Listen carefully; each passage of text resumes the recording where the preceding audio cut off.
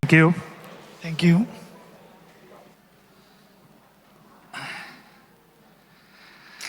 So a lot of times these conversations are about what we're looking for in startups. But given that we live in the age of AI, pitches have become more and more polished. And a lot of founders know how to answer that question, what we're looking for. So I wanted to bring the conversation towards what founders should look for in investors and how they can ask the right questions to find out the information they require to identify the right partners. Bueno, thank you everyone for having me here. So what I think, for example, I prioritize smart money over valuation, for example. Usually founders are obsessed for valuation, even now with the AI that the valuation are super high. But to be honest, when you have the right money and the smart money, they can add you so many value for your company. I give you examples. Connections at the beginning, for example, like are really hard to have it. Partnership with someone, trying to attract talent also to your company, to have a company like it's gonna be sexy. So for me, of course, dilution, I'm not saying it doesn't matter, but I think like smart money, it could be the first thing. Like for me, I try to have at the beginning from the investors. And then having also the experience of what I'm doing. If they invested before in the same sector, if they invested before in something similar, if they're having context before doing that. Yeah, I think you bring a good point, right? So value add and supportive investors that are going to really bring something more than just capital, no?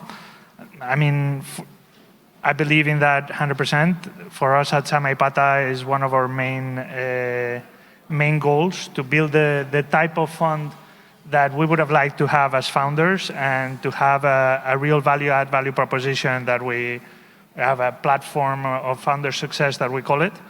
And it's very based on that, and a lot of investment goes into it and in refining it to make it as meaningful to today's day and age as possible, right?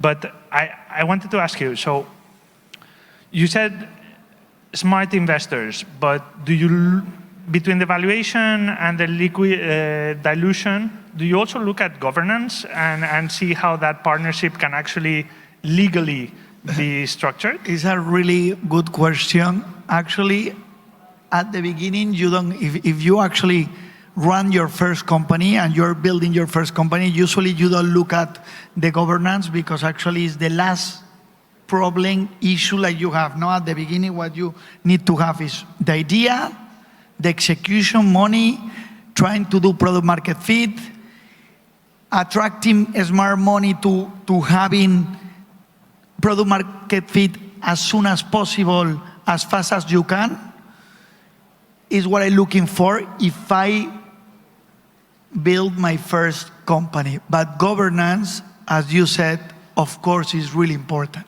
because your governance is going to be part of your journey in your entire life, as a partnership, as a, for example, what board members do you have in your company, what are your rights in the company, like actually you have in your shareholder agreement. But as always, no, you prioritize first the things like are most important when you are building a company in Proceed. And then after you are scaling the company, you look back, they say, oof, my governance could be better, and then you try to change it. I guess that leads on to my next question. How is that evolution through the stages? Because I'm assuming there's founders here that are probably their companies are at different stages. So how does that evolve your priority based on stage? Absolutely. When you're going to launch your product, prioritize product market fit. Doing product market fit as fast as you can, having mentors, having business angels around you, having smart money that they have done before, in people from the industry, like actually you can attract them to be on board because you have something innovative. For me, Impress-It is fundamental. And then in later stages, for me, is completely different stage, like is growth. So you need to attract people, mentor, partners, partnership, people like they can help you to growth exponentially. What does it mean? Growing in more verticals, growing international, attracting investors from other countries, like actually you want to be there and you want to actually, okay, if you're looking for going to South America in your company in the future, pues try to attract the most relevant VCs, like actually they know about South America and they actually can help you there. So more in terms of market knowledge or in terms of the potential for doing commercial intros, talent intros, etc.? It's difficult to say because you are not going to have like one investor like they can do 3-4 things for you, no?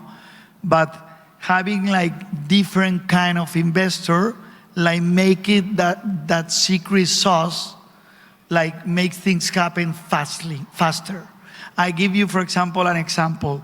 A friend of mine, very close friend of mine, that actually I invested in because I knew him from college.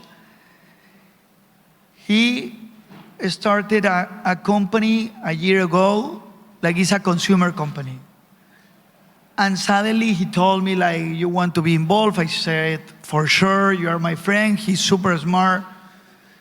And then I realized, like in this kind of product like he had in the market, I had a big distributor, very big, like I had a really good connection with him. So I did the intro and I spent time with them. And he got a partnership, like he went from 0 to over 1.5 million in less than 6 months. It's an example like actually trying to get the pieces of the puzzle before you're doing something. It's important. Then of course, asking to the client, to the customer, listening them, and then also thinking all the time.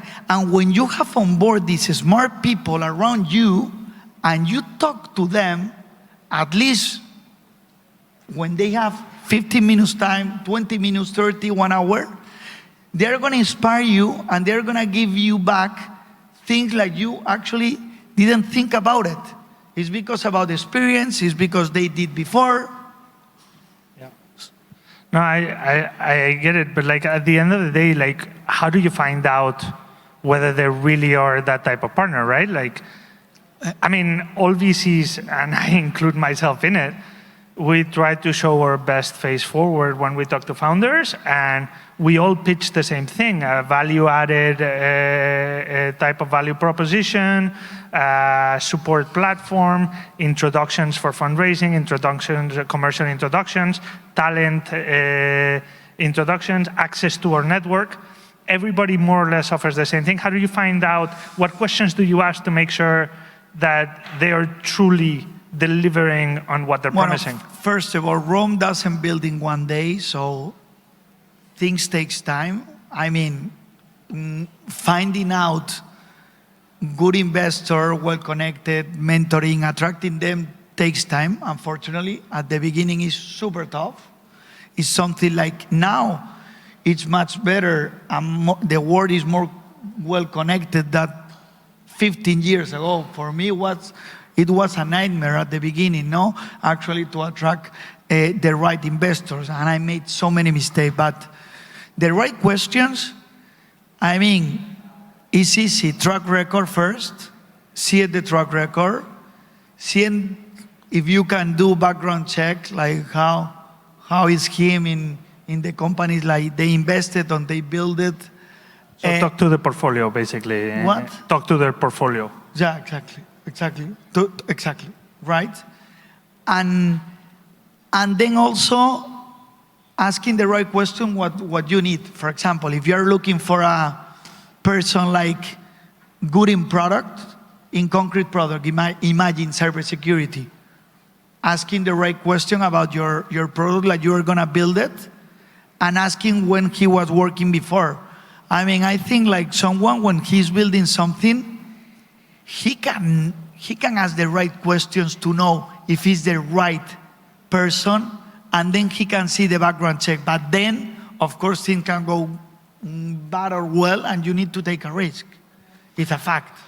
So another aspect that I've noticed, like, from my experience as an investor, right, that founders don't usually ask enough is, where are we in our fund life?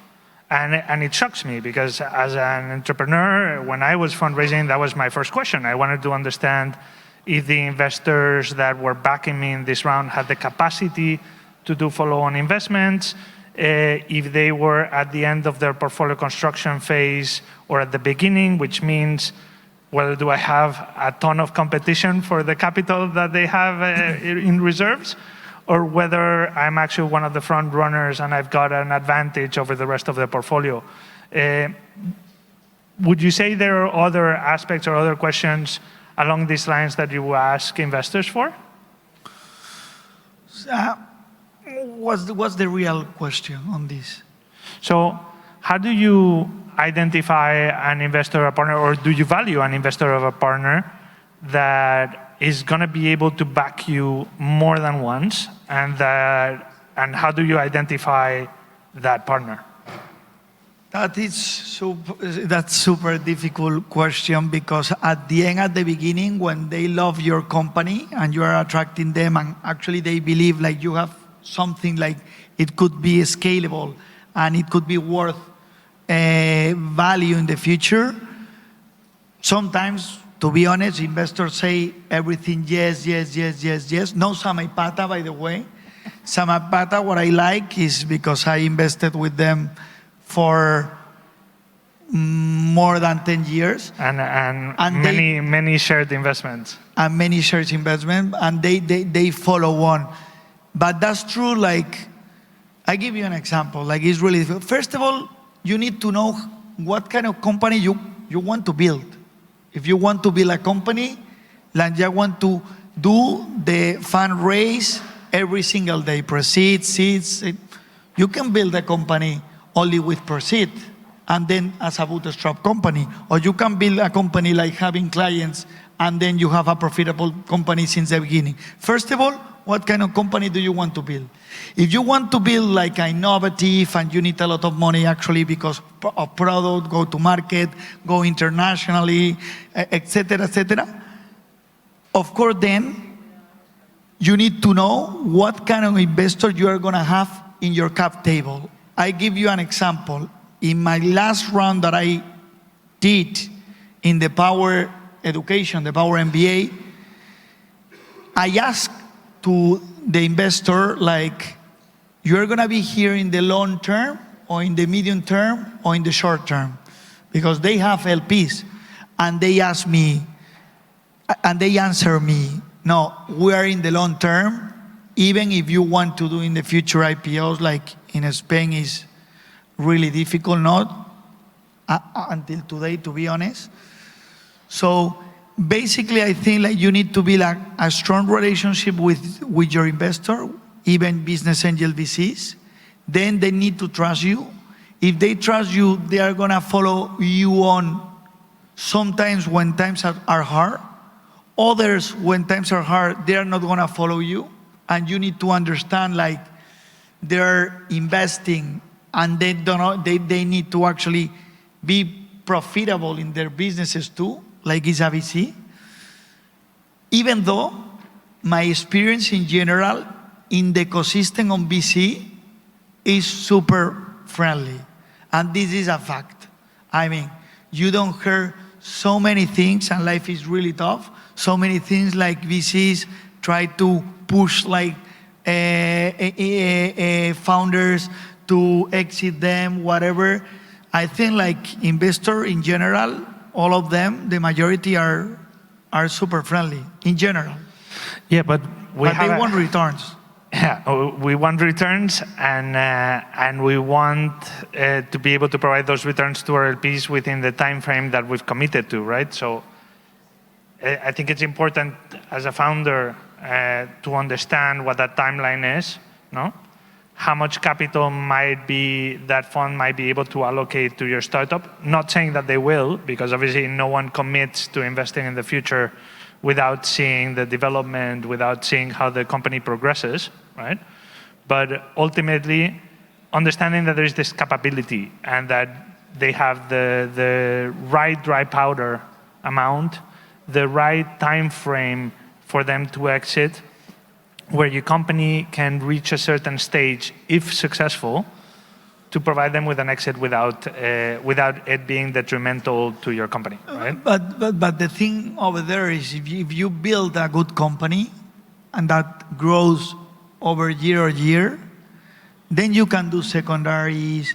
Your company, even because it's a private company and it's technology companies, is illiquid, but if you build a nice company, you can have secondaries. We have so many examples, like Factorial, for example, today, like investor can do secondaries today, no? So basically, I think as an entrepreneur, you need to build something great, a company, a real company, and then for investors, they are gonna be happy too. I think it's difficult. Sometimes, actually, the 80% of your times, you need to pivot and change your business model and listen to your clients, but it's what it is. I think you bring some good points. Conscious of time, to kind of recap what you've said or what we've discussed here. So first and foremost, very important to build a relationship of trust between the founders and the investors, right? Second, understand the value proposition that investor has, that it's smart money and not just plainly capital. Third, check the economical capabilities of those investors, no? Understand the life cycle, the thesis of the fund, understand where they're at in their investment phase. And fourth, build a very successful company so that there are no problems. And fourth, like people super well connected, depend on the industry, or depends what do you want in this time or in the future in your company also. Because actually good intros, good introductions, goes from point 1 to point B much faster than without it. Well, thanks so much, Hugo. Thanks for being here. Thank you so much, Luis. And thank you. Thank you.